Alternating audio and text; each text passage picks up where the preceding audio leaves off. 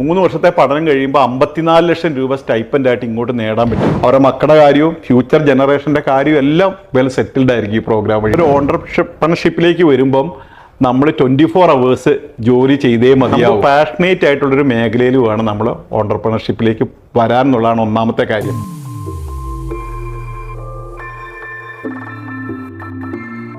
Hi, hello, നമസ്കാരം. Welcome to empowered journeys with PK. അങ്ങനെ ഞങ്ങളിന്ന് കോഴിക്കോടാണുള്ളത്. കോഴിക്കോട് എഡ്യൂഫെയർ എന്ന നമ്മുടെ ഫിലിമിലാണുള്ളത്. അതിൻ്റെ ചെയർമാനായ KM റോയ് സാർ നമ്മുടെ കൂടെ ഉണ്ട്. സാറിൻ്റെ വിശേഷങ്ങൾ കാര്യം നമുക്കറിയാം. അതിന് മുമ്പായിട്ട് സാർ ഞാൻ ഈ പ്രോഗ്രാമിൽ വെൽക്കം ചെയ്യാം. Welcome sir. Thank you sir. ആദ്യം നമുക്ക് സാറിൻ്റെ നാട്ടിൽ നിന്നും വീട്ടിലെ വിശേഷങ്ങളും വിദ്യാഭ്യാസമൊക്കെ ആയിട്ട് അറിഞ്ഞു വരാം. സാറിൻ്റെ ജനനവും സ്ഥലങ്ങളും കാര്യങ്ങളൊക്കെ ഒന്ന് പറഞ്ഞു തരും. എൻ്റെ വീട് നമ്മൾ മലപ്പുറം ജില്ലയിലെ പെരിന്തൽമണ്ണയ്ക്ക് അടുത്തുള്ള മാലാവറമ്പ് എന്ന് പറയുന്നൊരു ഗ്രാമത്തിലാണ്. എൻ്റെ പേരൻസ് കൃഷിക്കാരായിരുന്നു. അപ്പം നമ്മളെ പഠിച്ചു വളർന്നു നാട്ടിൽ തന്നെയുള്ള സ്കൂളിലൊക്കെയാണ്. കോളേജ് വിദ്യാഭ്യാസം ഞാൻ ഡിഗ്രിക്ക് പഠിച്ചതും പ്രീ ഡിഗ്രിക്ക് പഠിച്ചതും ഒക്കെ മലപ്പുറം ഗവൺമെൻറ് കോളേജിലാണ്. പിന്നീട് PG പട്ടാമ്പി സംസ്കൃത് കോളേജിൽ പഠിച്ചു. അതിനുശേഷം ഞാൻ ലോ കോളേജിലെ കോഴിക്കോട് ഗവൺമെൻറ് ലോ കോളേജിലാണ് LLB LLM ഒക്കെ ചെയ്യുന്നത്.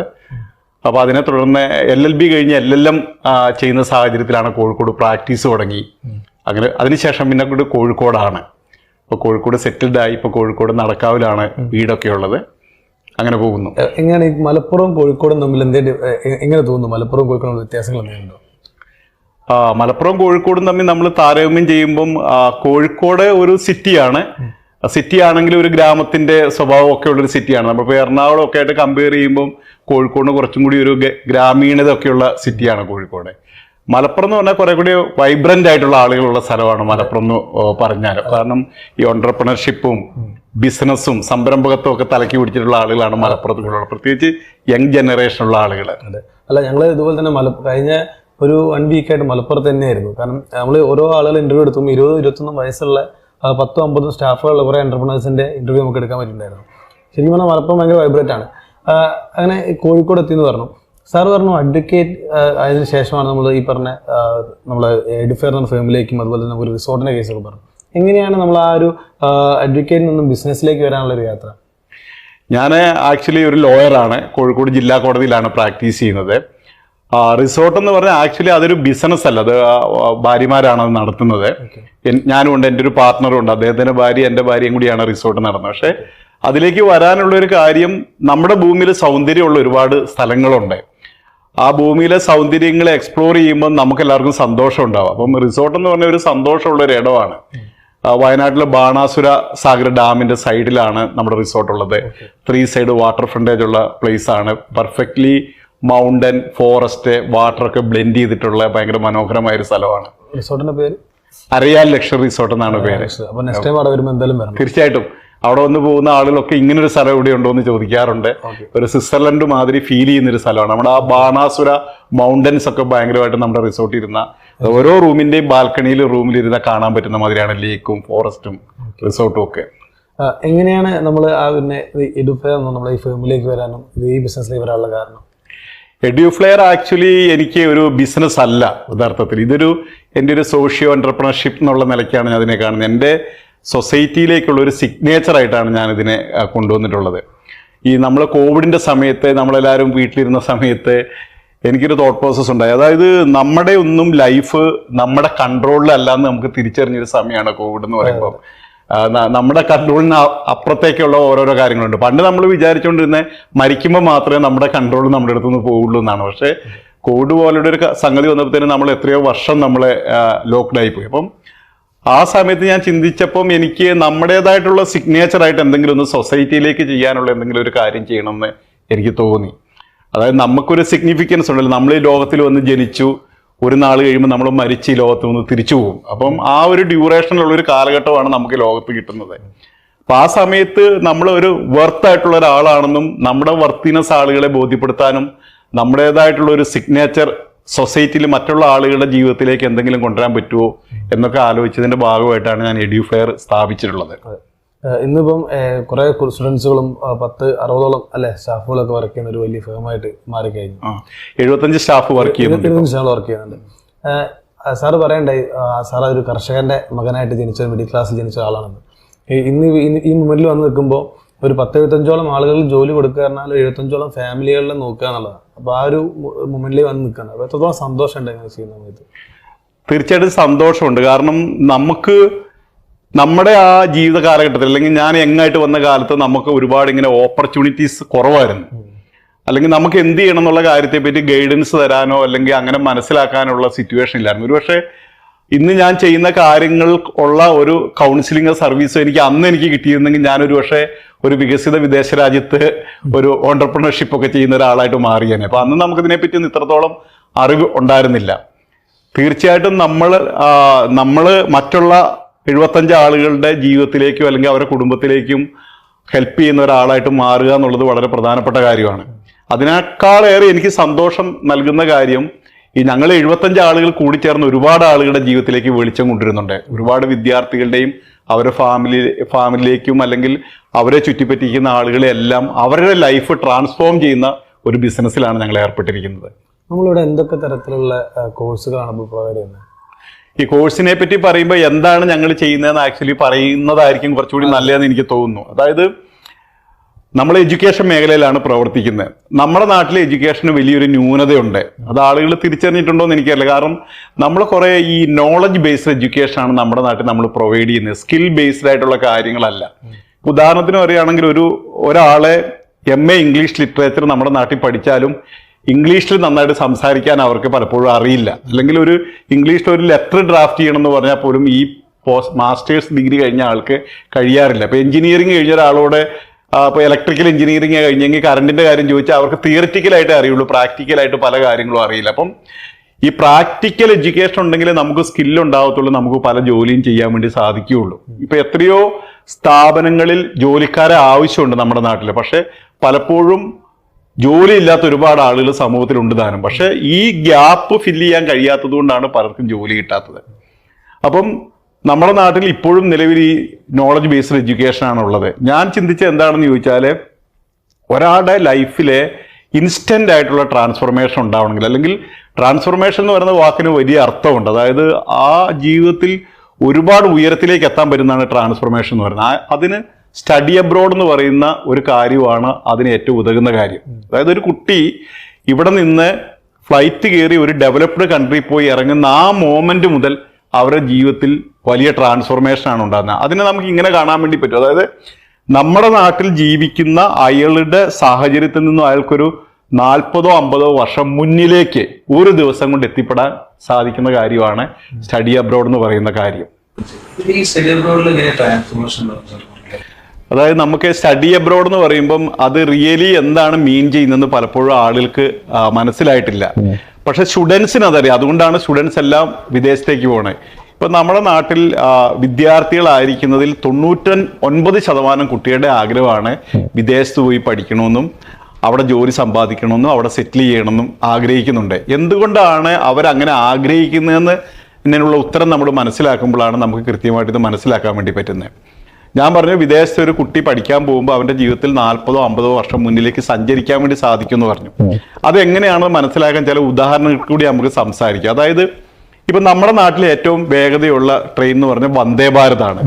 110 കിലോമീറ്റർ സ്പീഡാണ് മാക്സിമം സ്പീഡിൽ നമ്മളിപ്പോൾ പോകുന്നത്. അപ്പോൾ നമുക്ക് ഈ നാട്ടിൽ ജീവിക്കുമ്പോൾ നമുക്ക് ഏറ്റവും എക്സ്പീരിയൻസ് ചെയ്യാൻ പറ്റുന്ന ഏറ്റവും ഉയർന്ന സ്പീഡുള്ള ഒരു ട്രെയിനാണ് വന്ദേ ഭാരത് എന്ന് പറയുന്നത്. ഒരു വിദ്യാർത്ഥി ഇവിടെ നിന്ന് ഒരു ഡെവലപ്ഡ് കൺട്രി പോകുമ്പം അവിടെ ചെന്നിറങ്ങുന്ന അന്ന് തന്നെ അവർക്ക് 350-450 കിലോമീറ്റർ സ്പീഡുള്ള ബുള്ളറ്റ് ട്രെയിനിൽ കയറി സഞ്ചരിക്കാൻ വേണ്ടി സാധിക്കും. അതായത് അവന്റെ ജീവിതത്തിലേക്ക് ആ ഒരു ഇൻഫ്രാസ്ട്രക്ചറും ടെക്നോളജിയും കടന്നു വരികയാണ്.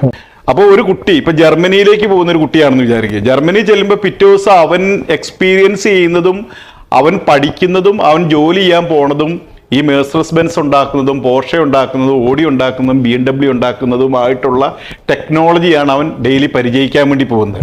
ഇങ്ങനെ പല പല കാര്യങ്ങൾ നമുക്ക് എടുത്തു കഴിഞ്ഞിട്ടുണ്ടെങ്കിൽ ആളുകളുടെ ജീവിതത്തിൽ മാറ്റം ഉണ്ടാകുന്നതിനെ പറ്റി നമുക്ക് മനസ്സിലാക്കാൻ വേണ്ടി പറ്റും. അതായത് ആ രാജ്യങ്ങളിൽ ഉണ്ടായിട്ടുള്ള ഡെവലപ്മെന്റ് നമ്മുടെ നാട്ടിലേക്ക് വരാൻ വേണ്ടിയിട്ട് കുറെ കൂടി സമയമെടുക്കും. ഉദാഹരണത്തിന് പറയാൻ നമ്മളെല്ലാവരും ഈ സോഷ്യൽ മീഡിയ ഉപയോഗിക്കുന്നുണ്ട് ഇല്ലേ? ഈ സോഷ്യൽ മീഡിയ നമ്മൾ ഉപയോഗിക്കുന്ന ആളുകളാണ്. യഥാർത്ഥത്തിൽ ഇത് നിർമ്മിച്ചിട്ടുള്ള ഡെവലപ്ഡ് കൺട്രീസിലാണ്. നമ്മൾ സമയം സ്പെൻഡ് ചെയ്യുന്ന യൂട്യൂബ് ആണെങ്കിലും ഇൻസ്റ്റാഗ്രാം ആണെങ്കിലും എക്സ് ആണെങ്കിലും ലിങ്ക്ഡിൻ ആണെങ്കിലും എല്ലാ കാര്യങ്ങളും ഡെവലപ്ഡ് കൺട്രീസിന്റെ ഇതാണ്. നമ്മുടെ നിത്യജീവിതത്തിൽ നമ്മൾ ഉപയോഗിക്കുന്ന ടൂളുകൾ നിങ്ങൾ ആലോചിച്ച് നോക്ക്. ഗൂഗിൾ എന്ന് പറയുന്ന സെർച്ച് എഞ്ചിൻ, പിന്നെ മൈക്രോസോഫ്റ്റിന്റെ ടൂളുകളെ, ഇതെല്ലാം തന്നെ ഡെവലപ്ഡ് കൺട്രീസിലുള്ള ആളുകൾ ഡെവലപ്പ് ചെയ്തതാണ്. നമ്മളൊക്കെ അല്ലാതെ ഉപയോഗിക്കുന്ന ആളുകളാണ്. അപ്പം ഒരു ഭാവിയിലേക്ക് വരാൻ പോണ എഡ്യൂക്കേഷൻ, അതായത് ഇപ്പൊ നമ്മൾ AI പറ്റി, റോബോട്ടിക്സിനെ പറ്റിയൊക്കെ നമ്മൾ ധാരാളം ഇപ്പൊ സംസാരിച്ചുകൊണ്ടിരിക്കുന്ന ഒരു കാലമാണ്. ഇതെല്ലാം നമ്മുടെ സംഭാവനയല്ല, ഡെവലപ്ഡ് കൺട്രിയുടെ സംഭാവനയാണ്. അപ്പം ഒരു കുട്ടി പോയി അവൻ എടുക്കുന്ന എഡ്യൂക്കേഷൻ എന്ന് പറയുന്നത് അവന്റെ ഭാവിയിൽ അല്ലെങ്കിൽ ഇനി വരാൻ പോണ കാലഘട്ടത്തിൽ അവൻ ജോലി ചെയ്യേണ്ട മേഖലയിൽ ഡയറക്റ്റ് പഠിക്കാനും അതിൽ ജോലി ചെയ്യാനും വേണ്ടിയിട്ട് സാധിക്കും ഒരു വിദേശ രാജ്യത്ത് പോകുന്ന സമയത്ത്. കൂടാതെ ഇനി വേറെ കാര്യം ആലോചിക്കാം. നമ്മളിപ്പം ഞാൻ മലപ്പുറം ജില്ലയിൽ പഠിച്ചു എന്ന് പറഞ്ഞു, കോഴിക്കോട് പഠിച്ചു എന്ന് പറഞ്ഞു. ഇപ്പൊ എൻ്റെ മനസ്സിലെ ഒരു തോട്ട് പ്രോസസ് അല്ലെങ്കിൽ ഞാനൊരു വ്യവസായം അല്ലെങ്കിൽ ഒരു ബിസിനസ് ഒക്കെ ബിൽഡ് ചെയ്യാനായിട്ട് ആലോചിക്കുമ്പം എനിക്ക് ഇമാജിൻ ചെയ്യാൻ പറ്റുന്ന ഒരു സ്ഥലം എന്ന് പറഞ്ഞാൽ കേരളം, കൂടി വന്ന ഇന്ത്യ. ഇത്രയാണ് നമ്മുടെ ഒരു സങ്കല്പത്തിലേക്ക് വരാൻ വേണ്ടി പറ്റുന്നത്. ഒരു ഡെവലപ്ഡ് കൺട്രി പോയി പഠിക്കുന്ന ഒരു വിദ്യാർത്ഥിയാണ്. ഇപ്പൊ UK പോയി മാസ്റ്റേഴ്സ് പഠിക്കാൻ വേണ്ടി ഒരു കുട്ടി പോയി. ആ കുട്ടിയുടെ പഠനം കഴിഞ്ഞ് അവനൊരു ഓൺട്രപ്രണർ ആവാൻ വേണ്ടി ആഗ്രഹിക്കുകയാണെന്ന് വിചാരിക്കുക. അവന് ചിന്തിക്കുമ്പോൾ അവന് ആഫ്രിക്കയിൽ പോണതിനെ പറ്റി ആലോചിക്കാം, US പോണതിനെ പറ്റി ആലോചിക്കാം. കാരണം അവന്റെ ആ തോട്ട് പ്രോസസ്സിൽ ഒരു ബ്ലോക്ക് ഇല്ല, ഒരു ലിമിറ്റേഷൻ ഇല്ല. അങ്ങനെ ജോലി ചെയ്യുന്നതിനെ പറ്റി ആലോചിക്കുകയാണെങ്കിലും ഏത് സ്ഥലത്ത് പോയി ജോലി ചെയ്യുന്നതിനെ പറ്റി, അതായത് വേൾഡ് എന്ന് പറയുന്ന ഒരു യൂണിറ്റ് ആയിട്ട് അവന് സങ്കല്പിക്കാൻ പറ്റും. അപ്പം ഇങ്ങനെ പല അർത്ഥത്തില് ആളുകളുടെ ലൈഫിൽ ട്രാൻസ്ഫോർമേഷൻ ഉണ്ടാകണം. അത് എഡ്യൂക്കേഷന്റെ കാര്യത്തിൽ മാത്രമല്ല, സാമ്പത്തികമായിട്ടുള്ള മുന്നോക്കത്തിന്റെ കാര്യത്തിൽ മാത്രമല്ല, സ്വാതന്ത്ര്യത്തിന്റെ കാര്യത്തിൽ അതുണ്ട്, ഡെമോക്രസിയുടെ കാര്യത്തിൽ അതുണ്ട്, അവരുടെ വർക്ക് ലൈഫ് ബാലൻസിന്റെ കാര്യത്തിലുണ്ട്, ഏജ്ഡ് സമയത്തുള്ള അവരുടെ പെൻഷൻ കാര്യത്തിന്റെ കാര്യത്തിലുണ്ട്. അങ്ങനെ എല്ലാ വിധത്തിലും ഒരു ഡെവലപ്ഡ് കൺട്രി പോണ ഒരാളുടെ ജീവിതത്തിൽ വളരെ വലിയ ട്രാൻസ്ഫോർമേഷനാണ് ഉണ്ടാകുന്നത്. അതുകൊണ്ടാണ് കുട്ടികൾ ഈ വിദേശ രാജ്യത്ത് പഠിക്കാൻ വേണ്ടി പോകുന്നത്. സാർ ഇത് പറഞ്ഞു വരുമ്പോഴേ നമ്മളെ സാധാരണക്കാരായ കുറെ ആളുകളില്ലേ, അവർക്ക് ഈ സ്റ്റഡി അബ്രോഡ് എന്നുള്ളത് പോസിബിൾ ആണ് ഈ ഒരു ഫിനാൻഷ്യൽ സമയത്ത്? ഈ സ്റ്റഡി അബ്രോഡ് എന്ന് പറയുമ്പം അതിൻ്റെ ഒരു പ്രധാനപ്പെട്ട ന്യൂനതയാണ്, അതായത് സാമ്പത്തിക ശേഷിയുള്ള ആളുകൾക്ക് ഈ ഡെവലപ്ഡ് കൺട്രി പഠിക്കാൻ വേണ്ടി പോകാൻ സാധിക്കുകയുള്ളൂ എന്നുള്ളത്. അതിൻ്റെ കാരണം എന്ന് പറയുന്നത് നമ്മുടെ ഇന്ത്യൻ രൂപയുടെ കറൻസിയുടെ വിനിമയ നിരക്കും ഡെവലപ്ഡ് കൺട്രിയുടെ കറൻസിയുടെ വിനിമയ നിരക്കും തമ്മിൽ നോക്കുമ്പോൾ നമ്മുടെ കറൻസിയുടെ വാല്യൂ വളരെ കുറവാണ്. അപ്പം നമ്മൾ ഇവിടുത്തെ പണം കൊണ്ട് അവിടെ പഠിക്കാൻ പോകുമ്പോൾ നമുക്ക് ഒരുപാട് പണത്തിൻ്റെ ആവശ്യമുണ്ട്. അപ്പം സാധാരണഗതിയിൽ നമുക്ക് നോക്കുമ്പോൾ നല്ല സാമ്പത്തിക ശേഷിയുള്ള ആളുകൾക്ക് അല്ലെങ്കിൽ ബാങ്കിൽ നിന്ന് ലോൺ എടുക്കാനൊക്കെ സാധിക്കുന്ന ആളുകൾക്കാണ് വിദേശ പഠനം എന്ന് പറയുന്ന ഒരു സ്വപ്നം സാക്ഷാത്കരിക്കാൻ വേണ്ടി സാധിക്കുന്നത്. പക്ഷേ എൻ്റെ റിസർച്ചിൻ്റെ ഭാഗമായിട്ട് ഞാൻ ധാരാളം അല്ലെങ്കിൽ middle class, lower middle class, പാവപ്പെട്ട ആളുകൾക്ക് പഠിക്കാൻ പോകുന്ന ഒരുപാട് ഓപ്പർച്യൂണിറ്റീസ് ഫൈൻഡ് ഔട്ട് ചെയ്തിട്ടുണ്ട്. അതായത് നിങ്ങൾക്ക് പണമൊന്നും ഇല്ലെങ്കിലും അല്ലെങ്കിൽ നിങ്ങൾക്ക് ഈ നാട്ടിൽ പഠിക്കുന്നതിനേക്കാളും കുറഞ്ഞ പണച്ചെലവിൽ ഒരു ഡെവലപ്ഡ് കൺട്രിയിൽ പോയി പഠിക്കാനും അവിടെ താമസിക്കാനും അവിടെ ജോലി നേടാനും അവിടെ സ്ഥിരമാക്കാനും എല്ലാം പറ്റുന്ന ഒരുപാട് പ്രോഗ്രാമുകളുണ്ട്. അപ്പം അത് ആളുകൾ മനസ്സിലാക്കുകയും അതിലേക്ക് അഡോപ്റ്റഡ് ആവുകയും ചെയ്യുകയാണെങ്കിൽ വളരെ എളുപ്പമുണ്ട്. നിലവിൽ നമ്മൾ ചെയ്യുന്ന അങ്ങനത്തെ പ്രോഗ്രാംസുകൾ എന്തെങ്കിലും ഉണ്ടെങ്കിലോ? ഞാൻ ഒരു ഉദാഹരണം പറയാം. അതായത് ഇപ്പം ജർമ്മനി എന്ന് പറയുന്ന രാജ്യം, ജർമ്മനി എന്ന് പറഞ്ഞപ്പോൾ വേൾഡിലെ 3rd ഹയസ്റ്റ് എക്കണോമി ഉള്ള രാജ്യമാണ്. അതായത് US ചൈനയും കഴിഞ്ഞാൽ 3rd 1 ജർമ്മനി. ഈവൻ UK പിന്തള്ളിയിട്ട് ജർമ്മനി യൂറോപ്പിൽ 1ാമത്തെ സാമ്പത്തിക ശക്തിയായിട്ടുള്ള രാജ്യമാണ്. ജർമ്മനിയുടെ പ്രത്യേകത എന്ന് പറഞ്ഞാൽ ജർമ്മനി ചെല്ലുന്ന എല്ലാ ആളുകളും അവർക്ക് ഫ്രീ ആയിട്ട് എഡ്യൂക്കേഷൻ കൊടുക്കുന്നുണ്ട്. അതായത് അവരെ സിറ്റിസൺസിന് മാത്രമല്ല ആ രാജ്യത്ത് എത്തിച്ചേരുന്ന എല്ലാ ആളുകൾക്കും അവർ ഫ്രീ എഡ്യൂക്കേഷൻ കൊടുക്കുന്നുണ്ട്. അപ്പൊ അതിൽ തന്നെ നമുക്ക് ഹൗസ് ബിൽഡിംഗ് എന്ന് പറയുന്ന ഒരു പ്രോഗ്രാം ഉണ്ട്. ജർമ്മനിയിൽ ഒരു പ്രത്യേക പ്രോഗ്രാമാണ്. ആ പ്രോഗ്രാമിന്റെ പ്രത്യേകത എന്ന് പറയുന്നത് അവിടെ തന്നിട്ട് നമുക്ക് ഫ്രീ ആയിട്ട് പഠിക്കാം. ഫ്രീ ആയിട്ട് പഠിക്കാന്നുള്ളത് മാത്രമല്ല നമുക്ക് മാസം 1.5 ലക്ഷം രൂപ ഇങ്ങോട്ട് സ്റ്റൈപ്പൻഡ് ആയിട്ട് കിട്ടും. ഉദാഹരണത്തിന് പറയുകയാണെങ്കിൽ അതിന് നേഴ്സിംഗ് ഉണ്ട്, മെക്കട്രോണിക്സ് ഉണ്ട്, IT ഉണ്ട്, ലോജിസ്റ്റിക്സ് ഉണ്ട്, ഹോട്ടൽ മാനേജ്മെന്റ്, ഇങ്ങനെ ഒട്ടനവധി ട്രേഡുകളുണ്ട്. അത് 300 ചില്ലാനം ട്രേഡുകളിൽ ഹൗസ് ബിൽഡിംഗ് പ്രോഗ്രാം പഠിക്കാൻ വേണ്ടി പറ്റും. അപ്പോൾ നമ്മുടെ നാട്ടിലെ ഒരു വിദ്യാർത്ഥി ഈ ഹൗസ് ബിൽഡിംഗ് പ്രോഗ്രാമിന് പോകാനായിട്ടുള്ള ബേസിക് ക്വാളിഫിക്കേഷൻ എന്ന് പറയുന്നത് +2 വിദ്യാഭ്യാസമാണ്. +2ന് 55% മാർക്കുള്ള ഒരാൾക്ക് ഇതിന് പോകാൻ വേണ്ടി പറ്റും. അഡീഷണൽ ആയിട്ട് ജർമ്മൻ ലാംഗ്വേജ് പഠിക്കണം എന്നുള്ള ഒരു കാര്യമുള്ളൂ. അപ്പം +2ന് 55% മാർക്കുള്ള ജർമ്മൻ ലാംഗ്വേജ് പഠിക്കാൻ തയ്യാറുള്ള ഒരു കുട്ടിക്ക് അവൻ്റെ വീട്ടിൽ പൈസ ഉണ്ടെങ്കിലും പൈസ ഇല്ലെങ്കിലും ജർമ്മനി പോകാൻ വേണ്ടി പറ്റും. കാരണം ഫ്രീ എഡ്യൂക്കേഷനാണ്. എഡ്യൂക്കേഷൻ ഫ്രീ ആണെന്ന് മാത്രമല്ല മാസം 1.5 ലക്ഷം രൂപ ഇങ്ങോട്ട് സ്റ്റൈപ്പൻഡ് കിട്ടും. അപ്പോൾ 3 വർഷം ഇപ്പം നേഴ്സിംഗ് നമുക്ക് ഉദാഹരണമായിട്ട് എടുക്കാം. 3 വർഷം നേഴ്സിംഗ് പഠിക്കുകയാണെങ്കിൽ 3 വർഷത്തെ പഠനം കഴിയുമ്പോൾ 54 ലക്ഷം രൂപ സ്റ്റൈപ്പൻഡ് ആയിട്ട് ഇങ്ങോട്ട് നേടാൻ പറ്റും. ഇത് ജോബ് ഇൻബിൽറ്റ് ആയിട്ടുള്ള പ്രോഗ്രാമാണ്. അതായത് പഠിച്ചു കഴിഞ്ഞ് ജോലി അന്വേഷിച്ചൊന്നും നടക്കേണ്ട ആവശ്യമില്ല. പഠിച്ചു കഴിഞ്ഞാൽ പിറ്റേ ദിവസം ജോലി കയറാം. ജോലി കയറുമ്പം 3 ലക്ഷം രൂപ ബേസിക് സാലറി കിട്ടും. ഓവർ ടൈം ഒക്കെ ചെയ്യാൻ പറ്റുകയാണെങ്കിൽ 5 ലക്ഷം രൂപ വരെ പ്രതിമാസം സമ്പാദിക്കാൻ വേണ്ടി പറ്റും. പഠനം കഴിഞ്ഞ് 2 വർഷം കൊണ്ട് PR-നുള്ള എലിജിബിലിറ്റി ആകും. അതായത് ആ നാട്ടിൽ പെർമനന്റ് റെസിഡൻസി കിട്ടാനുള്ള എലിജിബിലിറ്റി ആവും. പിന്നീട് ആവശ്യമുള്ള ആളുകൾ സിറ്റിസൺഷിപ്പിലേക്കൊക്കെ പോകാൻ വേണ്ടി പറ്റും. അപ്പം ഇതിനെ നമുക്ക് ഇങ്ങനെ കാണാം. അതായത് നമ്മുടെ നാട്ടിൽ +2 കഴിയുമ്പോൾ ഒരു കുട്ടിയുടെ വയസ്സ് 18 വയസ്സ്, 17 18 വയസ്സ്. 18 വയസ്സ് കഴിഞ്ഞ് 1 വർഷം ജർമ്മൻ ലാംഗ്വേജ് പഠിക്കുന്നത്, 8 മാസമാണ് പഠിക്കേണ്ടത്. 19-ാമത്തെ വയസ്സ് ജർമ്മനിയിൽ എത്തിയാൽ 19-ാമത്തെ വയസ്സ് തൊട്ട് 1.5 ലക്ഷം രൂപ ഇവർക്ക് സ്റ്റൈപ്പൻഡ് ആയിട്ട് ഇങ്ങോട്ട് കിട്ടും. 19-ാമത്തെ വയസ്സ് നമ്മുടെ നാട്ടിലെ കുട്ടികൾക്ക് എന്ത് വയസ്സ് കിട്ടും? ഒന്നും കിട്ടില്ല. 19 വയസ്സ് തൊട്ട് 3 വർഷം പഠിക്കുന്നു, 22 വയസ്സ്. 22 വയസ്സാകുമ്പോഴേക്ക് 54 ലക്ഷം രൂപ സ്റ്റൈപ്പൻഡ് ആയിട്ട് സമ്പാദിച്ചു കഴിഞ്ഞു. 22-ാമത്തെ വയസ്സ് തൊട്ട് 5 ലക്ഷം രൂപ ഏൺ ചെയ്യാനുള്ള കപ്പാസിറ്റിയിലെത്തും. 22 വയസ്സുള്ള നമ്മുടെ നാട്ടിലെ കുട്ടിക്ക് എന്തെങ്കിലും പൈസ ഏൺ ചെയ്യാനുള്ള കപ്പാസിറ്റിയിലേക്ക് എത്തും ഇല്ല. അപ്പം ഇതിനാകെ ഈ കുട്ടി ചെയ്യേണ്ട ഒറ്റ എഫേർട്ടേ ഉള്ളൂ, എന്താണ്? ജർമ്മൻ ലാംഗ്വേജ് പഠിക്കണം. എഡ്യൂഫ്ലെയർ അതിന് ഏറ്റവും ബെസ്റ്റ് ആയിട്ടുള്ള ജർമ്മൻ ലാംഗ്വേജ് ഇൻസ്റ്റിറ്റ്യൂട്ട് നമ്മൾ നടത്തുന്നുണ്ട്. 600-ലധികം വിദ്യാർത്ഥികൾ ജർമ്മൻ ലാംഗ്വേജ് ഇവിടെ പഠിക്കുന്നുണ്ട്. ഒട്ടനവധി വിദ്യാർത്ഥികൾ ഈ പ്രോഗ്രാമിന് ജർമ്മനിയിലേക്ക് പോയിക്കൊണ്ടിരിക്കുകയാണ് നിരന്തരമായിട്ട് നമ്മുടെ അടുത്തുനിന്ന്. അപ്പം ഒരു കുട്ടി ഈ ലാംഗ്വേജ് പഠിക്കാൻ വേണ്ടി തയ്യാറായി നമ്മുടെ അടുത്തേക്ക് വന്നു കഴിഞ്ഞാൽ അവരുടെ ജീവിതം പെർമനൻ്റ്ലി സെറ്റിൽഡ് ആവും. അവന് പൈസ ഉണ്ടോ ഇല്ലയോ, ഗ്രാമത്തിൽ ജനിച്ചാണോ നഗരത്തിൽ ജനിച്ചാണോ, മാതാപിതാക്കൾ സാമ്പത്തിക ശേഷിയുള്ളവരാണോ, ഇങ്ങനത്തെ യാതൊരുവിധ കൺസേണും ഇല്ല. ലാംഗ്വേജ് പഠിക്കാൻ വേണ്ടി ബുദ്ധിയോ ഇന്റലക്ച്വൽ ആയിട്ടുള്ള കപ്പാസിറ്റി എങ്ങനെയൊന്നും വേണ്ട. ഇപ്പം നമ്മൾ ഉദാഹരണം പറയാം, എഞ്ചിനീയറിംഗ് പഠിക്കണം, അല്ലെങ്കിൽ അക്കൗണ്ടൻസി പഠിക്കണം, ഫിസിക്സ് പഠിക്കണം, കെമിസ്ട്രി പഠിക്കണം, മാത്സ് പഠിക്കണം. ഇതൊക്കെ നമുക്ക് കുറച്ച് ഇന്റലക്ച്വൽ കപ്പാസിറ്റി ഉള്ള ആളുകൾക്ക് അത് പഠിക്കാൻ വേണ്ടി പറ്റുള്ളൂ. നിങ്ങളൊരു ഭാഷ പഠിക്കണം എന്ന് പറഞ്ഞാൽ ഇങ്ങനത്തെ യാതൊരുവിധ ആവശ്യമില്ല. ഇപ്പം ഉദാഹരണത്തിന് നമുക്ക് ആർക്കും ഹിന്ദി അറിയില്ല എന്ന് വിചാരിക്കുക, നമ്മളെ ഡൽഹി കൊണ്ടുപോയി 6 മാസം നമ്മളെ താമസിപ്പിച്ച് ആരും പഠിപ്പിക്കാതെ നമുക്ക് ഹിന്ദി പഠിക്കാൻ പറ്റും. നമ്മൾ ഓട്ടോമാറ്റിക്കലി അത് പഠിച്ചിരിക്കും, ഇല്ലേ? അപ്പം ഭാഷ എന്ന് പറയുന്നത് പ്രാക്ടീസ് ചെയ്യാൻ തയ്യാറുള്ള ഏതൊരാൾക്കും പഠിക്കാൻ പറ്റുന്ന ഒരു കാര്യമാണ്. അപ്പം എൻ്റെ ജീവിത സാഹചര്യങ്ങൾ ഇങ്ങനെയൊക്കെയാണ്, എനിക്ക് ജീവിതത്തിൽ രക്ഷപ്പെടണം, അല്ലെങ്കിൽ എൻ്റെ ജീവിതത്തിനെ, എൻ്റെ ഫാമിലിയുടെ ജീവിതത്തിനെയും വളരെ ഉയരത്തിലേക്ക് ട്രാൻസ്ഫോം ചെയ്യണമെന്ന് ചിന്തിക്കുന്ന ഒരു വിദ്യാർത്ഥി എഡ്യൂഫ്ലെയറിലേക്ക് കടന്നു വന്നാൽ 1 വർഷത്തിനുള്ളിൽ അവരുടെ ജീവിതം ഈ ലെവലിലേക്ക് മാറ്റാൻ വേണ്ടിയിട്ട് ഞങ്ങൾക്ക് സാധിക്കും. ഈ പറഞ്ഞ സാറ് പറഞ്ഞ ഒരു പോർഷല്ലേ, ഈ പോർഷൻ മാത്രം കേട്ടിട്ട് തന്നെ കുറെ ആളുകൾക്ക് വലിയൊരു യൂസ്ഫുൾ ആവും സംഭവം.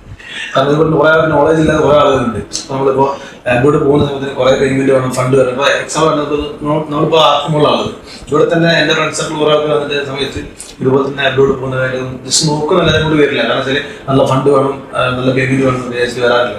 ഈ പറഞ്ഞ ജർമ്മൻ കോഴ്സിനെല്ലാം പഠിച്ചാൽ കുറെ സാധാരണക്കാർക്ക് വരെ അവസരങ്ങൾ എത്തിപ്പെടാൻ പറ്റുന്നതാണ്. അതുപോലെ തന്നെ സാർ 4 വർഷത്തോളായി നമ്മുടെ ഫേമില് 2021 ആരംഭിച്ച് ഈ 4 വർഷത്തിൽ എത്രത്തോളം കുട്ടികൾ ഇപ്പോൾ ഇവിടുന്ന് അബ്രോഡിലേക്ക് പോയിട്ടുണ്ട്? ധാരാളം കുട്ടികൾ പോയിട്ടുണ്ട്. അത് നമ്മുടെ സോഷ്യൽ മീഡിയ പേജൊക്കെ നോക്കി കഴിയുമ്പോൾ നമുക്ക് മനസ്സിലാക്കാൻ വേണ്ടി പറ്റും. എനിക്കൊരു കൗണ്ട് പറയാൻ പറ്റാത്തതിലധികം കുട്ടികളെ പല കോഴ്സ്, പല പ്രോഗ്രാമുകളായിട്ട് പോയിട്ടുണ്ട്. ഞാൻ ഈ ഹൗസ് ബിൽഡിംഗ് പ്രോഗ്രാം ഞാൻ ഒരു പാവപ്പെട്ട ആളുകൾക്ക് പോകാൻ പറ്റിയൊരു പ്രോഗ്രാമായിട്ട് പറഞ്ഞു എന്നേ ഉള്ളൂ. നമുക്ക് യഥാർത്ഥത്തിൽ 4 വെർട്ടിക്കൽ നമ്മൾ വർക്ക് ചെയ്യുന്നുണ്ട്. അതായത് ഒരു സ്റ്റഡി അബ്രോഡ് കൺസൾട്ടൻസി നമുക്കുണ്ട്. അതുകൂടാതെ നമുക്ക് വലിയൊരു ലാംഗ്വേജ് ഇൻസ്റ്റിറ്റ്യൂട്ട് ഉണ്ട്, സ്കിൽ അക്കാഡമി ഉണ്ട്, കൂടാതെ അബ്രോഡ് പ്ലേസ്മെന്റ് സർവീസ് അതിൻ്റെ കൺസൾട്ടൻസി നമ്മൾ കൊടുക്കുന്നുണ്ട്. ഇപ്പോൾ സ്റ്റഡി അബ്രോഡ് എന്ന് പറയുമ്പോൾ നമ്മൾ generally US, Canada, UK, Ireland, Australia, New Zealand, യൂറോപ്പിലെ രാജ്യങ്ങൾ, ഡെവലപ്ഡ് ആയിട്ടുള്ള കൺട്രീസ്, ഇതിലേക്കെല്ലാം നമ്മൾ സ്റ്റഡി അബ്രോഡ് പ്രോഗ്രാമുകൾ നമ്മൾ ചെയ്യുന്നുണ്ട്. ധാരാളം കുട്ടികൾ അവരുടെ സാമ്പത്തിക ശേഷി അനുസരിച്ച്, അവരുടെ അഭിരുചി അനുസരിച്ചും ഓരോ രാജ്യങ്ങളും ഓരോ യൂണിവേഴ്സിറ്റികളും തിരഞ്ഞെടുത്ത ആളുകൾ പോകുന്നുണ്ട്. ജർമ്മനി എന്ന് പറയുന്ന രാജ്യം ഞാൻ പ്രത്യേകമായിട്ട് പറയാനുള്ള കാര്യം, ഇത് സാമ്പത്തിക ശേഷി കുറഞ്ഞ ആളുകൾക്ക് ഓപ്റ്റ് ചെയ്യാൻ പറ്റുന്ന ഒരു പ്രോഗ്രാം ആയതുകൊണ്ടാണ്. ഈ ഹൗസ് ബിൽഡിംഗ് പ്രോഗ്രാം മാത്രമല്ല, ഇപ്പോൾ ജർമ്മനിയിലെ മെറിറ്റുള്ള കുട്ടികൾക്ക്, അതായത് 70% അതിൽ കൂടുതൽ മാർക്കൊക്കെ ഉള്ള ആളുകൾക്ക് ഫ്രീ ആയിട്ട് മാസ്റ്റേഴ്സ് പഠിക്കാൻ വേണ്ടി പോകാം. അതായത് ഇംഗ്ലീഷ് മീഡിയത്തിൽ, നമ്മളിവിടെ ഇംഗ്ലീഷ് മീഡിയത്തിലാണല്ലോ പഠിക്കുന്നത്. അതായത് അവിടെ പോയിട്ട് 1 പൈസ ട്യൂഷൻ ഫീ ഇല്ല, ഫ്രീ ആയിട്ട് പഠിക്കാം. മെറിറ്റ് ഉണ്ടാവണം എന്നുള്ളത്, അതായത് പബ്ലിക് യൂണിവേഴ്സിറ്റി ആകുമ്പോൾ മെറിറ്റിലാണ് അഡ്മിഷൻ. നമുക്ക് നല്ലൊരു മാർക്കുള്ള കുട്ടിയാണെങ്കിൽ സൗജന്യമായിട്ട് അവിടെ പോയി പഠിക്കാൻ പറ്റും. പഠിക്കുന്ന സമയത്ത് പാർട്ട് ടൈം ജോലി ചെയ്യാം. ഇനി കുറെ കൂടുതൽ സമ്പാദിക്കണമെന്നുണ്ടെങ്കിൽ നമുക്ക് 1 വർഷം ബ്രേക്ക് എടുത്ത് ജോലി ചെയ്യാം. അതായത് നമ്മൾ 2 ഇയർ ആയിട്ടുള്ള മാസ്റ്റേഴ്സ് പ്രോഗ്രാം ആണെങ്കിൽ 1 ഇയർ പഠിച്ചു, നമുക്ക് 1 വർഷം ബ്രേക്ക് എടുത്തിട്ട് ഫുൾ ടൈം ജോലി ചെയ്യുക. ആ സമയത്ത് ഫുൾ ടൈം ജോലി ചെയ്ത് നല്ലത് സമ്പാദിച്ചിട്ട് പിന്നെ 3rd ഇയറിലെ 2nd ഇയർ നമുക്ക് കംപ്ലീറ്റ് ചെയ്ത് അങ്ങനെ പഠിക്കാം. അവിടെ നമുക്ക് 18 മാസത്തെ സ്റ്റേ ബാക്ക് പീരീഡ് ഉണ്ട്.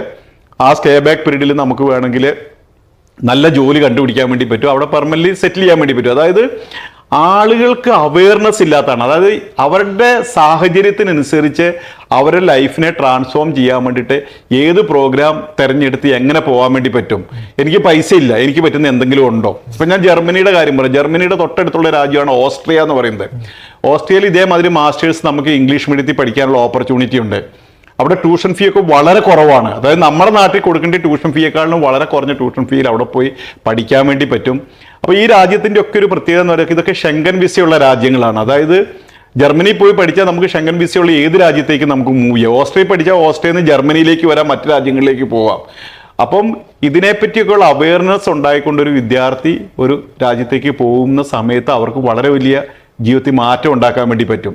പലപ്പോഴും ഈ പേരൻസിനും സ്റ്റുഡൻസിനും ഇങ്ങനെയുള്ള അവയർനെസ് ഇല്ലാത്തത് കൊണ്ട് പലപ്പോഴും സംഭവിക്കുന്നത് എന്താണെന്ന് വെച്ചാൽ അവർ വലിയ ഹ്യൂജ് എമൗണ്ട് ലോൺ എടുത്ത് വലിയ പൈസയുള്ള യൂണിവേഴ്സിറ്റികളിലേക്കൊക്കെ പോയി ഒക്കെ അവരുടെ ജീവിതം അങ്ങനെയൊക്കെ സ്ട്രഗിൾ ചെയ്യുന്ന ഒരുപാട് കാര്യങ്ങളുണ്ട്. ഞാൻ പറയുന്നത് എഡ്യൂഫ്ലെയറിലേക്ക് ഒരാൾ കടന്നു വരിക ഈ ആഗ്രഹത്തോടു കൂടി അവർക്കുള്ള ഒരുപാട് ഓപ്ഷൻസ് നമുക്ക് കൊടുക്കാൻ വേണ്ടി പറ്റും.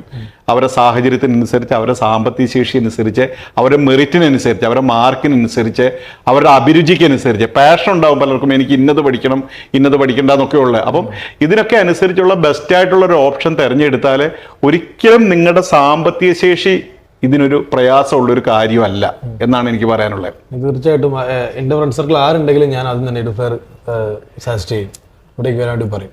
ഇനി എഡ്യൂഫെയർ വഴി പോകണമെന്നില്ല, ഈ അവയർനെസ് അവരിൽ ഉണ്ടാകുക എന്നുള്ളതാണ് എന്നെ സംബന്ധിച്ചിടത്തോളം ഞാൻ മെയിനായിട്ട് ഫോക്കസ് ചെയ്യുന്ന ഒരു കാര്യം. അതായത് ഒരു സ്റ്റുഡൻറ്റിൻ്റെ മനസ്സിൽ ഒരു വികസിത വിദേശ രാജ്യത്ത് പോയി പഠിക്കാൻ ആഗ്രഹിക്കുകയും അവിടെ ജോലി സമ്പാദിക്കാനോ അവിടെ സെറ്റിൽ ചെയ്ത് ജീവിക്കാനോ ആഗ്രഹിക്കുന്ന ഒരാളാണെങ്കിൽ അവരെ സംബന്ധിച്ചിടത്തോളം പല വിധത്തിലുള്ള ഓപ്ഷൻസ് ഉണ്ട്. അവർക്ക് ആഗ്രഹം നഷ്ടപ്പെടുത്തേണ്ട ആവശ്യമില്ല എന്നാണ് ഞാൻ പറയുന്നതിൻ്റെ ഒരു എക്സാമ്പിൾ.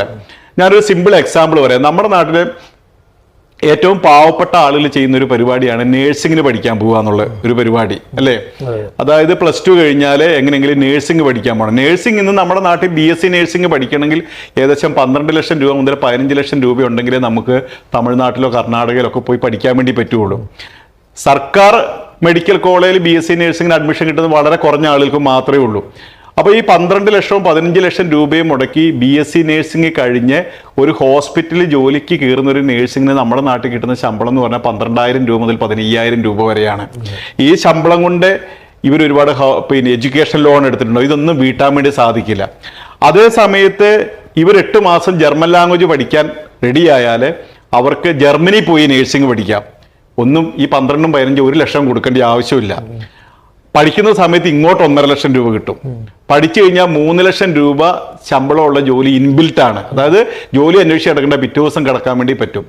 ഓവർ ടൈം ഒക്കെ ചെയ്യാൻ തയ്യാറാണെങ്കിൽ 5 ലക്ഷം രൂപ വരെ ഏൺ ചെയ്യാനുള്ള ഓപ്പർച്യൂണിറ്റി ഉണ്ട്. അപ്പം നിങ്ങളുടെ ചോയ്സ് ആണ്, അതായത് ഒരു കുട്ടിയുടെയും പേരൻസിൻ്റെയും ചോയ്സ് ആണ് പ്രധാനപ്പെട്ട കാര്യം. അതിനുള്ള അവയർനെസ് ആണ് പ്രധാനപ്പെട്ട കാര്യം. ഇവിടെ പഠിക്കണോ അവിടെ പോയി പഠിക്കണോ, അത് എങ്ങനെ പഠിക്കാൻ വേണ്ടി പറ്റും, അതെങ്ങനെയാണ് എനിക്കത് കൊണ്ടുവരുന്നത്, എൻ്റെ ജീവിതത്തിലേക്ക് കൊണ്ടുവരാൻ പറ്റുന്നുള്ള അറിവാണ് ഏറ്റവും പ്രധാനമായിട്ട് വേണ്ടത്. ഈ അറിവ് കൊടുക്കുക എന്നുള്ളതാണ് എഡ്യൂഫ്ലെയർ ചെയ്യുന്നത്. അതായത് നമ്മുടെ അടുത്തേക്ക് വരുന്ന ഓരോ ആളുകളുടെയും ലൈഫിനെ ട്രാൻസ്ഫോം ചെയ്യുക എന്നുള്ളൊരു പ്രോഗ്രാമിലാണ് ഞാൻ ഏർപ്പെട്ടിരിക്കുന്നത്. ഇതെൻ്റെ ഒരു സിഗ്നേച്ചറാണ്. ഇപ്പോൾ ഒരു കുട്ടി പോയി അങ്ങനെ അവരുടെ ജീവിതം മാറുമ്പം ആ കുട്ടിയുടെ ഫാമിലിയുടെ അവരുടെ ഫ്യൂച്ചർ ജനറേഷൻ്റെ, അതായത്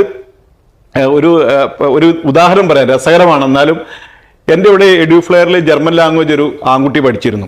അവനെ +2 കഴിഞ്ഞ് ഡിഗ്രിക്കൊക്കെ പോയി, പക്ഷേ ഡിഗ്രി തോറ്റു. ജർമ്മൻ ലാംഗ്വേജ് B1 പാസ്സായി. ഹൗസ് ബിൽഡിംഗ് പ്രോഗ്രാമിന് പോകാനായിട്ട് അന്ന് റെഡിയായ സമയത്ത് B2 ക്ലാസ്സിലേക്ക് ഇവനെ ഒരാഴ്ചയായിട്ട് കാണുന്നില്ല. അപ്പോൾ എന്തുകൊണ്ടാണ് വരാതിരുന്നതെന്ന് അന്വേഷിച്ചപ്പം ഇവൻ്റെ മാരേജ് ഫിക്സ്ഡായി. അപ്പം അന്വേഷിച്ച് പിടിച്ചപ്പോൾ ആ പെൺകുട്ടി ഒരു എഞ്ചിനീയറിംഗ് ഗ്രാജുവേറ്റ് ആണ്. അപ്പോൾ അത് കഴിഞ്ഞ് ഇവൻ്റെ പോകാനൊക്കെ റെഡിയായി വന്ന സമയത്ത് ഈ പയ്യനും അവൻ്റെ ഫാദറിലോ ഒക്കെ കൂടിയിട്ടാണ് നമ്മുടെ ഓർഗനൈസേഷൻ വന്നത്. അപ്പം ഞാൻ ഈ ഫാദറിനോട് ചോദിച്ചു, എന്തുകൊണ്ടാണ് നിങ്ങളെ ഇവന് +2 എഡ്യൂക്കേഷൻ മാത്രമുള്ള ഇവന് നിങ്ങളുടെ അങ്ങനെയുള്ള ഒരു പെൺകുട്ടീനെ അല്ലെങ്കിൽ എഞ്ചിനീയറിംഗ് കഴിഞ്ഞ ഒരാൾക്ക് കല്യാണം കഴിപ്പിക്കാൻ എന്താ റീസൺ എന്ന് ചോദിച്ചു. അപ്പം അദ്ദേഹം എന്നോട് പറഞ്ഞത്, ഇവൻ ജർമ്മൻ ലാംഗ്വേജ് പാസ്സായി, ഇവൻ ജർമ്മനിയിൽ എന്തായാലും പോകുമെന്ന് എനിക്കറിയാം. ഇവൻ പോകുമ്പം എൻ്റെ മോളെ അവൻ കൊണ്ടുപോകും, അവരുടെ രണ്ടാളുടെയും ലൈഫ് അവിടെ ചെല്ലുമ്പം സെറ്റിൽഡ് ആവും. അപ്പോൾ അത് വിചാരിച്ചിട്ടാണ് ഞാൻ അങ്ങനെ ചെയ്തതെന്ന് പറഞ്ഞു. അപ്പം പലപ്പോഴും ഇപ്പൊ ഉദാഹരണം ഇങ്ങനെ പറയും, നമ്മുടെ നാട്ടിൽ ഒരാളെ നേഴ്സിംഗ് പാസ്സായി ഇവിടെ നേഴ്സായിട്ട് ജോലി ചെയ്യാന്ന് വിചാരിക്കും. അവർക്കൊരു വിവാഹാലോചന വരുമ്പോൾ എങ്ങനത്തെ ആളുകളായിരിക്കും വരിക? അതേസമയത്ത് ജർമ്മനി നേഴ്സിംഗ് പഠിച്ച് ജർമ്മനിയിൽ ഒരു നേഴ്സാണെന്ന് വിചാരിക്കേ, അവർക്ക് ഒരു വിവാഹാലോചന വരുമ്പോൾ എങ്ങനെയായിരിക്കും വരിക? അതായത് തിരഞ്ഞെടുക്കാനുള്ള ഓപ്ഷൻസ് അവർക്ക് വളരെ കൂടുതലായിരിക്കും. അവരുടെ മക്കളുടെ കാര്യവും ഫ്യൂച്ചർ ജനറേഷന്റെ കാര്യവും എല്ലാം വെൽ സെറ്റിൽഡ് ആയിരിക്കും ഈ പ്രോഗ്രാം വഴി പോകുമ്പോൾ. അതുപോലെ തന്നെ സാറിൻ്റെ ഈ 4 വർഷത്തെ യാത്രയിൽ സാറിന് ഏറ്റവും കൂടുതൽ സന്തോഷം തന്നൊരു മൂമെന്റ് ഉണ്ടാവില്ലേ? ഇപ്പം ഈ ഒരു ബിസിനസ്സിൽ നമ്മളെ സർവീസിൽ അതെന്താണെന്ന് പെട്ടെന്ന് വിശദം പറയാൻ പറ്റും? തീർച്ചയായിട്ടും പറയാൻ പറ്റും. ഒരു മോമെന്റ് ഞാൻ പറയാം. അതായത് എൻ്റെ ഇൻസ്റ്റിറ്റ്യൂട്ടിൽ ആദിത്യ എന്ന് പറയുന്ന ഒരു പെൺകുട്ടിയുണ്ട്. ആ പെൺകുട്ടി ഇപ്പം മാർച്ചിൽ ഹൗസ് ബിൽഡിംഗ് പ്രോഗ്രാമിന് ജർമ്മനിയിലേക്ക് പോവുകയാണ്. ആ കുട്ടിയുടെ പ്രത്യേകത എന്ന് പറയുന്ന, ആ കുട്ടി വളരെ നന്നായിട്ട് പഠിക്കുന്ന ഒരു കുട്ടിയായിരുന്നു. നീറ്റ് എക്സാമിന് എഴുതിയിട്ട് അവൾക്ക് 500 ചില്ലാനും റാങ്ക് ലിസ്റ്റിൽ വന്നു.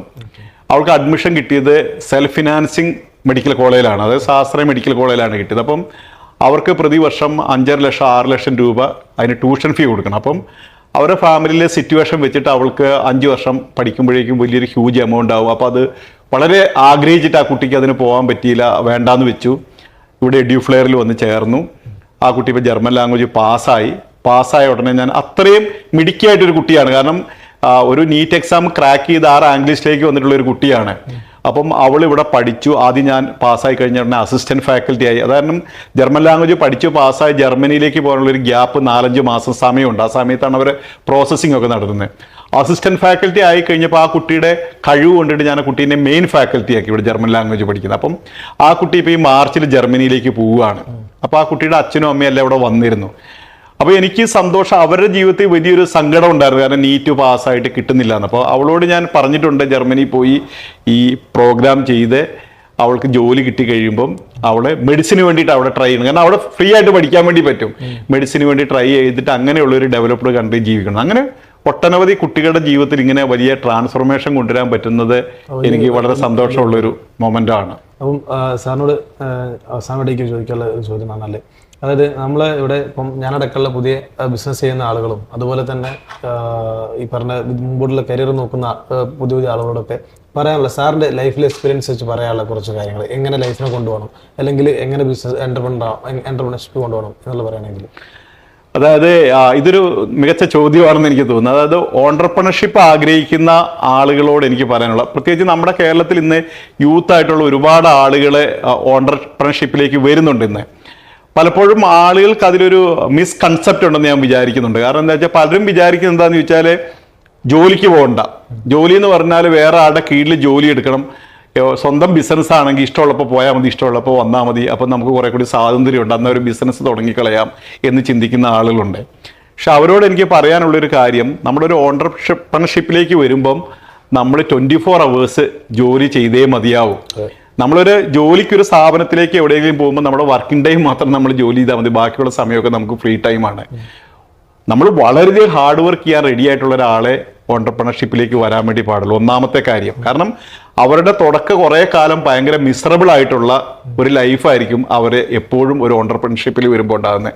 പലപ്പോഴും ജോലിക്കാർക്ക് ശമ്പളം കൊടുക്കാൻ പൈസ ഉണ്ടാവത്തില്ല, പല കാര്യങ്ങളും ചെയ്യാൻ പൈസ ഉണ്ടാവത്തില്ല, ഞാൻ എന്തിനു വേണ്ടി ഇതിന് വന്നു എന്നുള്ള ഡെസ്പറേറ്റ് ആയിട്ടുള്ള തിങ്കിങ് വരും. ഇതിനെല്ലാം നമുക്ക് ഓവർകം ചെയ്യാൻ വേണ്ടിയിട്ട് പറ്റണം. അപ്പം അതിന് വേണ്ട കാര്യം എന്താണെന്ന് വെച്ചാൽ, ഒന്നാമതായിട്ട് നമുക്ക് പാഷനേറ്റ് ആയിട്ടൊരു മേഖലയിൽ ഓൺടർപ്രണർഷിപ്പ് തുടങ്ങാൻ വേണ്ടി പാടുള്ളൂ. അതായത് പണം കിട്ടാൻ വേണ്ടി എന്തെങ്കിലും ചെയ്താൽ കുറച്ച് കഴിയുമ്പോൾ നമുക്ക് മടുപ്പുണ്ടാവും. നമുക്കിഷ്ടം, എനിക്കിപ്പോൾ എഡ്യൂക്കേഷൻ മേഖലയിൽ പ്രവർത്തിക്കുന്ന എനിക്കൊരു പാഷനേറ്റുള്ള മേഖലയാണ്, എനിക്ക് ഇഷ്ടമാണ്. അപ്പോൾ ഇഷ്ടമുള്ള മേഖലയിൽ നമുക്ക് പ്രവർത്തിക്കുമ്പോൾ നമുക്കതൊരു ജോലിയായിട്ട് അനുഭവപ്പെടില്ല. നമുക്ക് 24 hours എനർജിയിൽ വർക്ക് ചെയ്യാൻ വേണ്ടി പറ്റും. ഇപ്പം ഞാൻ നിങ്ങളോട് സംസാരിക്കുന്നത് ഞാൻ വളരെ സന്തോഷപൂർവ്വമാണ് സംസാരിക്കുന്നത്, ഇതെൻ്റെ ഒരു എനർജിയിലാണ് ഞാൻ സംസാരിക്കുക. അപ്പം ഇത് നമുക്ക് പാഷനേറ്റ് ആയിട്ടുള്ളൊരു മേഖലയിൽ വേണം നമ്മൾ ഓൺടർപ്രണർഷിപ്പിലേക്ക് വരാൻ എന്നുള്ളതാണ് ഒന്നാമത്തെ കാര്യം. രണ്ടാമത്തെ കാര്യം, നമ്മൾ പഠിക്കാൻ തയ്യാറാവണം. അതായത് ഓൺടർപ്രണർഷിപ്പ് ഇന്ന് പഴയ കാലത്തെ മാതിരിയല്ല, ഇതൊരു എന്താ പറയുക, പ്രൂവൺ ആയിട്ടുള്ള ഒരു കാര്യമാണ്. അപ്പം ഇതിന് വേണ്ടുന്ന സ്കില്ലുകൾ നമ്മൾ ആർജിക്കണം. സ്കില്ലെന്ന് പറഞ്ഞാൽ പല കാര്യമുണ്ട്. ഇപ്പം നമുക്ക് സെയിൽസിന് സ്കില്ല് വേണം, മാർക്കറ്റിങ്ങിന് സ്കില്ല് വേണം, ഓപ്പറേഷന് സ്കില്ല് വേണം, നമുക്ക് നമ്മുടെ ബ്രാൻഡ് ബിൽഡ് ചെയ്യാനുള്ള സ്കില്ല് നമുക്ക് വേണം, നമ്മുടെ ബിസിനസ്സിനെ സ്കെയിലപ്പ് ചെയ്യാനുള്ള സ്കില്ല് നമുക്ക് വേണം. ഇങ്ങനെ പല സ്കില്ലുകൾ കൂടി ചേർന്നാലേ നമ്മുടെ ബിസിനസ്സിനെ നമുക്ക് ഡെവലപ്പ് ചെയ്യാൻ വേണ്ടി സാധിക്കുള്ളൂ. അപ്പം കടന്നു വരുന്ന ഒരാൾക്ക് ഒരു പക്ഷേ ആദ്യം ഇതൊന്നും ഉണ്ടാവില്ലായിരിക്കും, പക്ഷെ നിങ്ങൾ പഠിക്കാൻ ഒരു ലേണബിൾ കപ്പാസിറ്റി ഉള്ള ഒരാളായിരിക്കണം. അതായത് പഠിക്കാൻ താല്പര്യം ഒരാൾക്ക് മാത്രമേ നമുക്ക് മുന്നോട്ട് പോകാൻ വേണ്ടി പറ്റുള്ളൂ. അടുത്തതായിട്ട് ഈ ബിസിനസ് ഇങ്ങനെ മാറിക്കൊണ്ടിരിക്കും. അതായത് നമ്മൾ ചെയ്യുന്ന ബിസിനസ് കാലഘട്ടത്തിനനുസരിച്ച് ഇത് ചേഞ്ച് ചെയ്യും. ആ ചേഞ്ചിനെ അഡോപ്റ്റ് ചെയ്യാനുള്ള മാനസികാവസ്ഥ ഉണ്ടാണ്. അതായത് ഇപ്പം AI വന്നു, നമ്മുടെ ആ ബിസിനസ്സിനുള്ളിൽ എങ്ങനെ AI ഇന്റഗ്രേറ്റ് ചെയ്യാം, അല്ലെങ്കിൽ പുതിയൊരു ടൂൾ വന്നു, ആ ടൂളിനെ എങ്ങനെ കൊണ്ടുവരാൻ വേണ്ടി പറ്റും, ChatGPT എങ്ങനെ നമുക്ക് ഉപയോഗിക്കാൻ വേണ്ടി പറ്റും, ഇപ്പൊ DeepSeek R1 വന്നു, അതിനെ നമ്മുടെ ബിസിനസ്സിലേക്ക് എങ്ങനെ ഇന്റഗ്രേറ്റ് ചെയ്യാൻ വേണ്ടി പറ്റും. ഇങ്ങനെയുള്ള കാര്യങ്ങളെ പറ്റി ചിന്തിക്കാനും അങ്ങനെ ഡെവലപ്പ് ചെയ്യാനും കഴിയുന്ന ഒരാൾക്കാണ് ബിസിനസ്സിലേക്ക് മുന്നോട്ട് കൊണ്ടുപോകാൻ വേണ്ടി സാധിക്കുന്നത്. Thank you sir. സാറിന്റെ അതായത് ഒരു വലിയ ആളെടുത്ത് ഇങ്ങനെ കുട്ടികൾ കഥ കേട്ട് നിൽക്കുന്ന പോലെയാണ് ശരിക്കും പറഞ്ഞാൽ ഇന്ന് ഈ ഇന്റർവ്യൂവിൽ ഇരുന്നത്. കുറെ കാര്യങ്ങൾ മനസ്സിലാക്കാനും കുറെ അതായത് അവസാനം നമ്മൾ ഒരു ബിസിനസ്സുകാരനെ എന്തൊക്കെ ചെയ്യണം എന്നുള്ള കാര്യങ്ങളൊക്കെ വളരെ ഡീറ്റെയിൽ ആയിട്ട് സാർ പറഞ്ഞു. നല്ല തിരക്കുള്ള സമയത്താണ് സാറിനെ പിടിച്ച് ഞങ്ങൾ ഈ ഇന്റർവ്യൂ വേണമെന്ന് പറഞ്ഞു വന്നത്. ഇത്രയും തിരക്കുള്ള സമയത്ത് ഞങ്ങൾക്ക് ഒരു ടൈം തന്നതിനും കുറെ അറിവ് ഞങ്ങൾക്ക് തന്നു വളരെ സന്തോഷം. എനിക്കൊരു വാക്കുകൂടി പറയാനുണ്ട്. അതായത് എനിക്ക് ഓണ്ടർപ്രണേഴ്സിനോടാണ് പറയാനുള്ളത്, അല്ലെങ്കിൽ അതിലോട് താല്പര്യപ്പെട്ടു വരുന്ന യുവാക്കളോടാണ് പറയാനുള്ളത്. അതായത് റിയൽ ആയിട്ടുള്ള നമ്മുടെ വേൾഡിനെ സൃഷ്ടിച്ചിരിക്കുന്ന ഓണ്ടർപ്രണേഴ്സ് ആണ്. അതായത് പല കാര്യങ്ങൾ, ഇപ്പൊ ഉദാഹരണത്തിന് പറയുകയാണെങ്കിൽ റൈറ്റ് സഹോദരന്മാർ വിമാനത്തിന്റെ ഒരു പ്രോട്ടോടൈപ്പ് ഉണ്ടാക്കി. ആ പ്രോട്ടോടൈപ്പ് വിമാനത്തിനെ നമ്മൾ ഇന്ന് കാണുന്ന എയർബസ് ആയിട്ടും ബോയിങ് ആയിട്ടും ഡെവലപ്പ് ചെയ്ത ഓണ്ടർപ്രണേഴ്സ് ആണ്, അല്ലെ ബിസിനസ്സുകാരാണ് അവരെ ഡെവലപ്പ് ചെയ്തിട്ടുള്ളത്. ഈ ലോകത്തുള്ള എല്ലാ സാധനങ്ങളെയും ഡെവലപ്പ് ചെയ്ത് നമുക്ക് ഉപയോഗിക്കാൻ പാകത്തിലാക്കി തന്നിട്ടുള്ളത് എപ്പോഴും ഓണ്ടർപ്രണേഴ്സ് ആണ്. ഇല്ലെങ്കിൽ നമ്മളെ ഒരു പ്രിമിറ്റേറ്റീവ് ആയിട്ടുള്ള ഒരു വേൾഡിലായിരിക്കും ഇപ്പോഴും മനുഷ്യർ ജീവിക്കുന്നത്. പഴയ കാലത്തെ എന്താ പറയുക, പണ്ട് ഉണ്ടായിരുന്ന ഒരു സിറ്റുവേഷനിലായിരിക്കും ജീവിക്കുന്നത്. അതിൽ നിന്ന് നമ്മുടെ ലോകത്തിനെ ഗ്രോ ചെയ്ത് കൊണ്ടിരുന്ന ഓണ്ടർപ്രണേഴ്സ് ആണ്. ഇന്ന് കാണുന്ന ഈ ലോകത്ത് കാണുന്ന എല്ലാ ഫെസിലിറ്റിയും അവരുടെ ഉറക്കമില്ലാത്ത രാത്രികളും അവരുടെ അധ്വാനത്തിൻ്റെ ഒക്കെ ബലമായിട്ടാണ് ഉണ്ടാകുന്നത്. അപ്പം നിങ്ങൾ പാഷനേറ്റ് ആയിട്ട് ഓണ്ടർപ്രണേഴ്സ് മേഖലയിലേക്ക് ആര് കടന്നു വന്നാലും അവർ ഈ ലോകത്തിനെയാണ് ബിൽഡ് ചെയ്യുന്നത്, ലോകത്തിനെയാണ് ഡെവലപ്പ് ചെയ്യുന്നത്. അപ്പം അതിലേക്ക് കടന്നു വരിക, അത് പഠിക്കുക, നമ്മുടെ ലോകത്തിനെ കുറെ കൂടി ബ്യൂട്ടിഫുൾ ആക്കുക, കുറെ കൂടി റിച്ച് ആക്കുക, എല്ലാവർക്കും ഈ ലോകത്തിൽ എല്ലാം കിട്ടാൻ വേണ്ടിയിട്ട് ഉള്ള കാര്യങ്ങൾ ചെയ്യുക. Give back the society. നമ്മളൊരു പർട്ടിക്കുലർ ലെവലിലേക്ക് എത്തുമ്പം സൊസൈറ്റിയിലേക്ക് മടക്കി കൊടുക്കാനും നമ്മൾ പഠിക്കണം. അതായത് നമ്മൾക്ക് എന്റർപ്രണർഷിപ്പിൽ വിജയിക്കുമ്പോൾ നമുക്ക് പേരുണ്ടാവും, ഫെയിം ഉണ്ടാവും, സാമ്പത്തികമായിട്ടുള്ള ശേഷി ഉണ്ടാവും, പല കാര്യങ്ങളും ഉണ്ടാവും. ഇതെല്ലാം ഉപയോഗിച്ച് നമുക്ക് ചുറ്റുമുള്ള സമൂഹത്തിനെ ഡെവലപ്പ് ചെയ്യാനുള്ള ഒരു ഉത്തരവാദിത്തം കൂടി നമുക്കുണ്ടെന്ന് തിരിച്ചറിയണം. Thank you sir, thank you so much. അപ്പം സാറിൻ്റെ അടുത്ത് ഇരുന്നത് കുറേ കാര്യങ്ങൾ എനിക്ക് മനസ്സിലായി. അതുപോലെ തന്നെ ഈ ഇന്റർവ്യൂ നിങ്ങൾക്ക് വളരെ യൂസ്ഫുൾ എന്ന് ഞാൻ വിചാരിക്കുന്നു. Thank you so much.